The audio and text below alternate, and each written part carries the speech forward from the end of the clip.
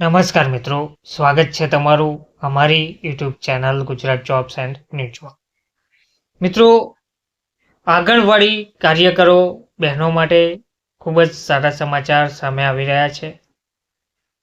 લાંબા સમયથી જેઓ માંગ કરી રહ્યા હતા તેમની આખરે અંત આવ્યો છે. તેમજ 45 વર્ષથી ઉપરની આંગણવાડી કાર્યકરો પણ હવે સુપરવાઇઝરની જગ્યા માટે અરજી કરી શકશે. એટલે કે વય મર્યાદામાં વધારો કરવામાં આવી રહ્યો છે. મહિલા અને બાળ વિકાસ નિર્દેશાલય હેઠળ સુપરવાઇઝરની ભરતી 2024 માટે અરજી કરવાની જે છેલ્લી તારીખ 23 જાન્યુઆરી 2025 હતી. આ ભરતીમાં એક વિસંગતતા બહાર આવી હતી કે કોન્ટ્રાક્ટ પર કામ કરતી આંગણવાડી નિરીક્ષકોને વયમર્યાદામાં 5 વર્ષની છૂટ આપવામાં આવે, પરંતુ 10 થી 15 વર્ષ સુધી ફરજ બજાવતા આંગણવાડી કાર્યકરોને આ વયમાં છૂટછાટ આપવામાં આવતી ન હતી. આ પછી 5 આંગણવાડી કાર્યકરોએ હાઈકોર્ટમાં અરજી કરી હતી, જેનાથી સમગ્ર રાજ્યમાં આંગણવાડી કાર્યકરોને ફાયદો થયો છે. આ મામલો સુપરવાઇઝર ભરતી 2024 સાથે સંબંધિત છે. સ્ટાફ સિલેક્શન બોર્ડ ESB એ મહિલા અને બાળ વિકાસ નિયામકની કચેરી હેઠળ મહિલાઓ માટે સુપરવાઇઝરની લગભગ 1300 જગ્યાઓ અને પુરુષો માટેની 60 જગ્યાઓ માટે ભરતી બહાર પાડી હતી.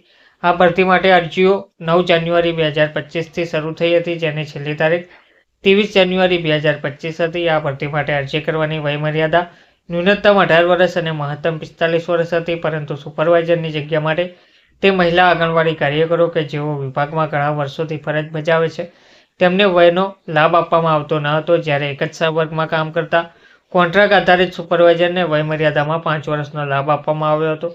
આ ભેદભાવના કારણે આંગણવાડી કાર્યકરો દ્વારા હાઈકોર્ટમાં અરજી કરવામાં આવી હતી. એક જ વિભાગ અને સમાન કેડર હજુ પણ લાભ ના મળવો એ ભેદભાવ છે.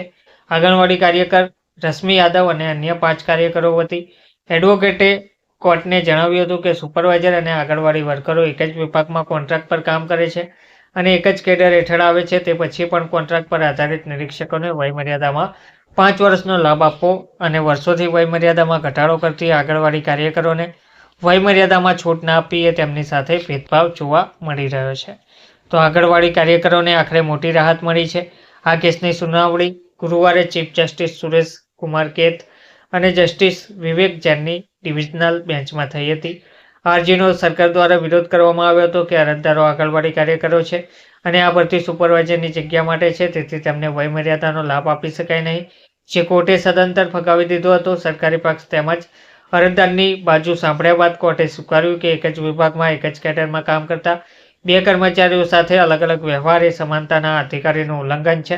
સ્ટાફ સિલેક્શન બોર્ડ અને અન્ય પ્રતિવાદીઓએ નોટિસ જારી કરતી વખતે હાઈકોર્ટે આદેશ આપ્યો છે કે અરજીમાં અરજીકર્તાઓ સહિત તમામ આંગણવાડી કાર્યકરોને 5 વર્ષની વયમાં છૂટછાટ આપવામાં આવશે. આ માટે વિભાગ એક સુધારા પત્રક જારી કરશે, જેથી કરીને માત્ર અરજદારો જ નહીં પરંતુ તમામ આંગણવાડી કાર્યકરોને આ આદેશનો લાભ મળી શકે. આ સાથે કોર્ટે એવો પણ આદેશ આપ્યો છે કે જ્યાં સુધી આ અરજીનો ઉકેલ ન આવે ત્યાં સુધી આ ભરતીનું પરિણામ જાહેર કરવામાં આવશે નહીં અને ભરતીની અંતિમ પ્રક્રિયા કોર્ટના આદેશને આધીન રહેશે. હવે હાઈકોર્ટના આદેશ મુજબ સ્ટાફ સિલેક્શન બોર્ડે જારી કરીને પોર્ટલ ફરીથી ખોલવું પડશે, જે બાદ આંગણવાડી કાર્યકરોને ઉંમરમાં 5 વર્ષની છૂટછાટ મળી શકે છે. આ સાથે કોર્ટે એ પણ સ્પષ્ટ કર્યું છે કે આ આદેશનો લાભ માત્ર 5 અરજદારોને જ નહીં પરંતુ તમામ આંગણવાડી ઉમેદવારોને મળશે. હવે આ કેસની આગામી સુનાવણી 28 માર્ચ 2025ના રોજ નક્કી કરવામાં આવી છે. ધન્યવાદ.